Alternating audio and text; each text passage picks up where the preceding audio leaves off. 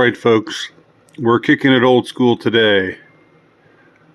I remember back when I was in my freshman year of college, which was the year 1989, 1990.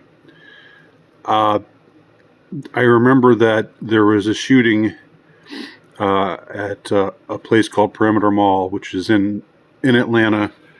It's still there today, and as the name suggests, it's located right on the perimeter, which is I-285. It's the big road that goes all the way around the city. So I just remembered this incident, and I thought I would dig a little, and because I remembered hearing things about it, and I remembered hearing that there were some peculiarities to it. And today we, or some of us anyway, look a little bit askance at incidents like this and wonder if there's more going on than they're telling us. But back in 1990, you didn't really have anybody thinking that way. People didn't really think of somebody who went on a mass shooting spree as anything else but a nut, and just somebody who's sick in the head, and that's all there is to it. But as we'll see with this story, that's not all there is to it. And there are at least a couple of peculiarities to this story that I want to linger on for just a moment. All right, so let's look at this. This is in the LA Times for some reason. I mean, everything that I found, there was one story from the New York Times, one from the LA Times, and an AP story. For some reason, there was nothing from any Atlanta paper that was archived here. Now, this is 1990, before the internet, way before social media. We're talking old school here, okay? And I was a young man at the time. But I just remembered hearing about this. Well, I mean, it was sort of a sensational event, but there were also things about the shooter that were peculiar, that stood out. Okay, so let's just read what this story from the LA Times says. A smiling gunman who was released from a mental hospital despite alleged homicidal and suicidal tendencies opened fire in the food court of a suburban shopping mall Tuesday, killing one man and wounding 4 people. This is a mall that I'd been to several times. It was a mall that I knew well. The gunman, identified as James Calvin Brady, 31, started to reload a .38 caliber revolver, but then tossed it into a trash can before calmly walking out and surrendering. Police said. He held his hands up and said, "I'm the one you're looking for," said Police Colonel M.F. Ferguson. That's kind of a strange thing to say. I mean, I guess it's true that he's the one they're looking for, but it's a strange way of putting it. So this, I don't think that this information, this detail, I don't think is revealed here, but he's dressed like a businessman. Okay, that we'll find out in a second. So there are a couple of strange things. He's smiling. He's dressed as a businessman, and there's some more details which we'll find out more about in a minute. Let me just see if there's anything else. So there's from this article that can be gleaned. So a document was found in Brady's pocket. Strange that he would have this document just on his person, in his pocket, that said that he was released Monday from Georgia Regional Hospital in Atlanta. The document said he had homicidal and suicidal tendencies and suffered from delusions. So let's let him. Let's he's obviously fit to be released from the mental hospital. I can't help but laugh at that. It's my gallows humor. You kind of wonder what the story is there. Why do they release a man if he has homicidal and suicidal tendencies, and why does he have this document on his person in his pocket? That's odd. Okay, so some witnesses.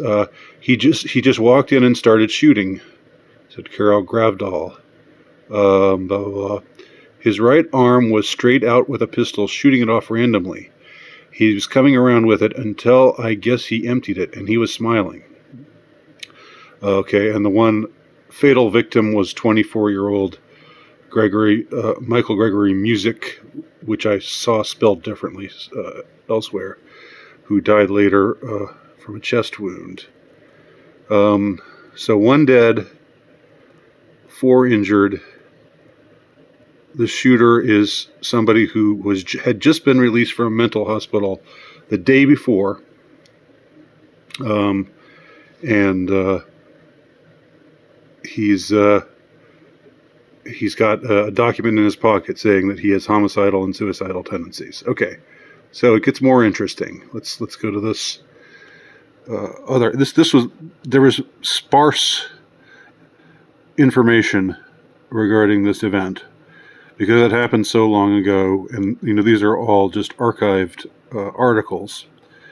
So shooting at Perimeter Mall in Atlanta. This is somebody writing about Kimber Vance. I don't know if that's a man or a woman,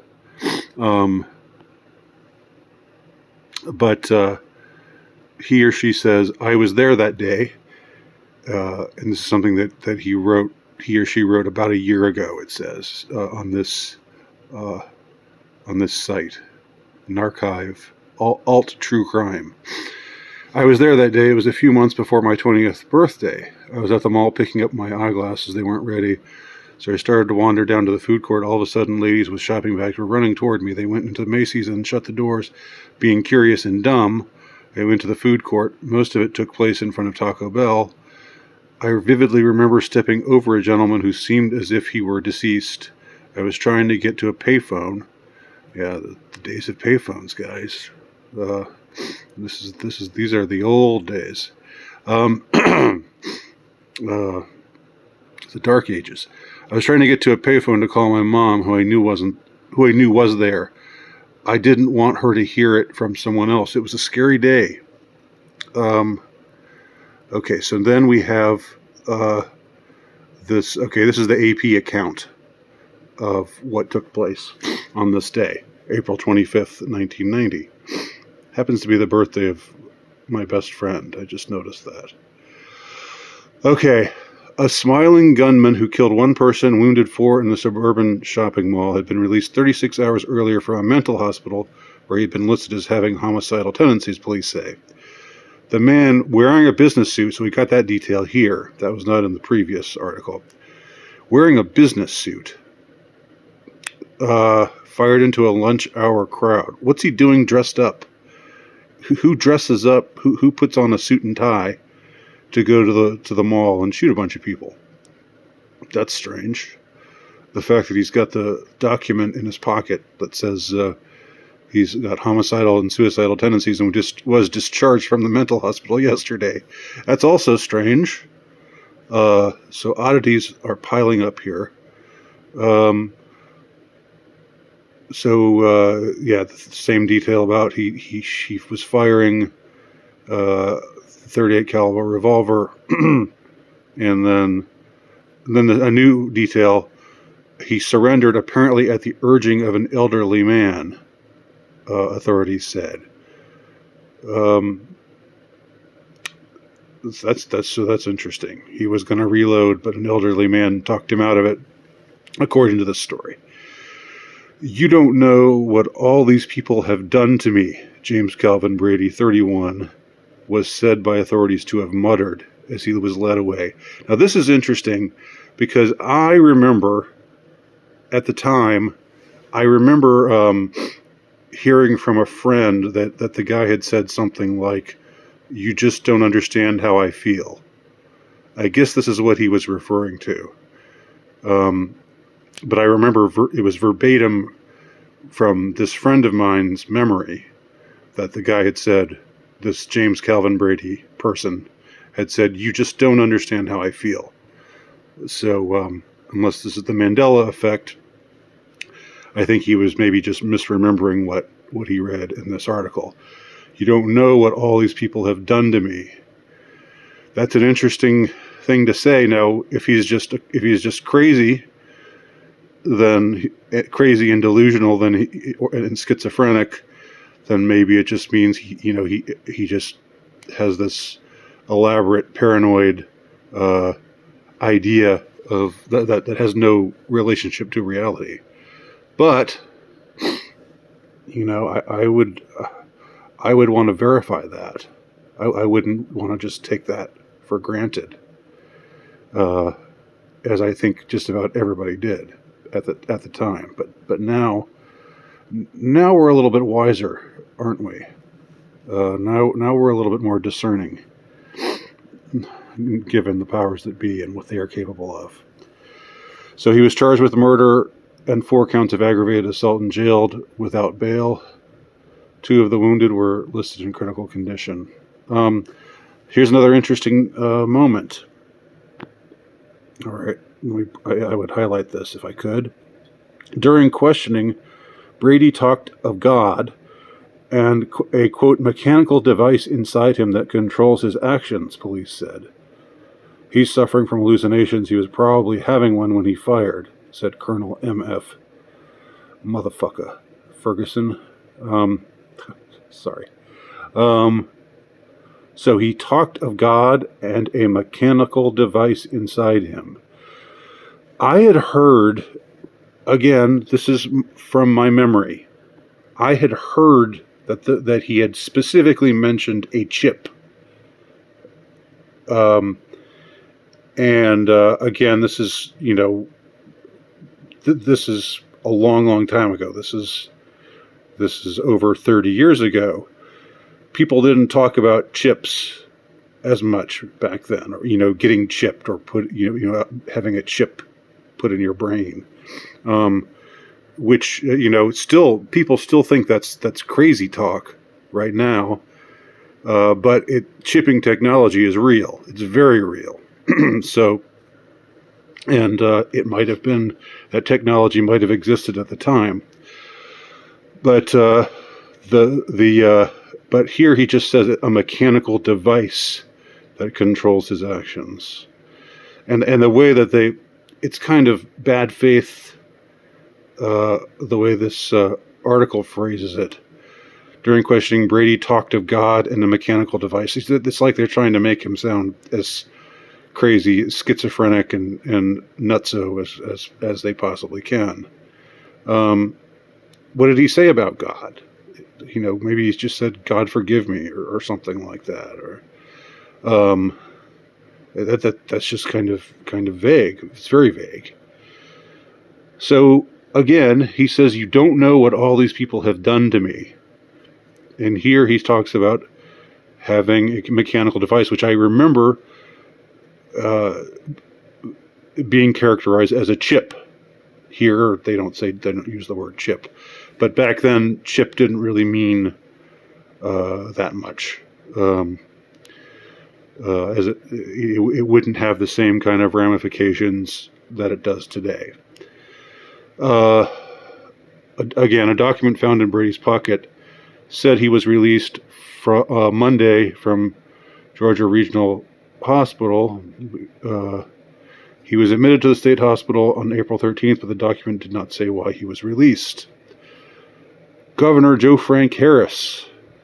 I remember we had a radio guy named Neil Bortz who called him Slow Frank Harris. Um, kind of a dumb joke, but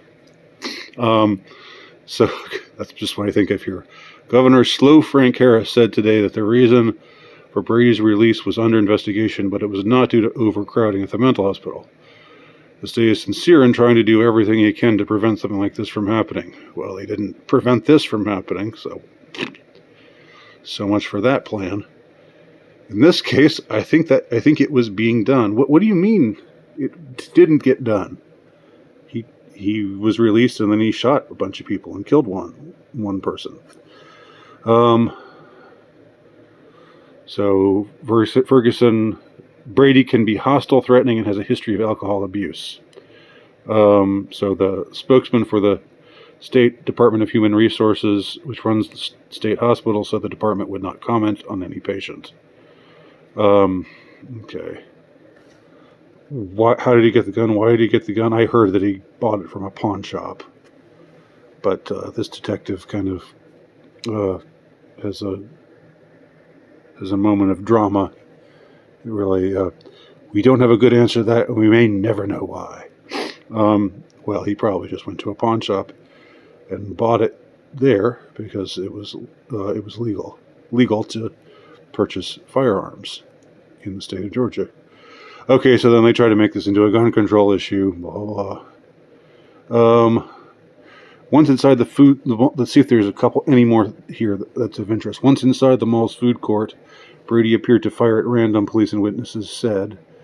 He looked like a businessman with his left hand in his pants pocket. I think we heard from this lady before. His right arm was straight out with a pistol, shooting it off randomly. He was coming around with it until I guess he emptied it and he was smiling. Yeah, we heard that quote before, but it's very helpful, very descriptive. So they list off the names of all of his victims, and then there's the details of James Calvin Brady. Black male, height 5'7", weight 166. So there you go. And I've tried to find out what happened to him since then. Is he still incarcerated? Is he still alive? I've typed in the name James Calvin Brady, Atlanta shooting, tried all different configurations of searches and haven't been able to come up with anything.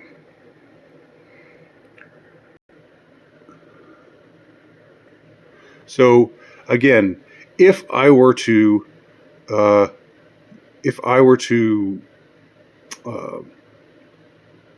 say write a story loosely based on these events, I would wonder about the possibility of certain things.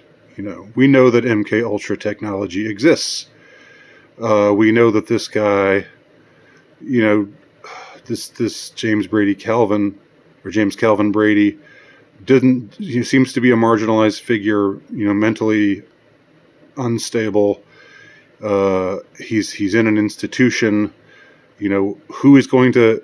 I mean, that's the perfect cover, isn't it? If you want to test out some device, some mind control device to see if it would work, because there's no history. He has no history of violence prior to this that we know of. They say he can be belligerent, but belligerence is one thing. Shooting a bunch of people with a smile, a bunch of strangers with a smile on your face, while you're dressed in a business suit, that's a little bit different than just belligerence. Again, it's the difference between, if Dan Rather had been attacked by some schizophrenic nut, on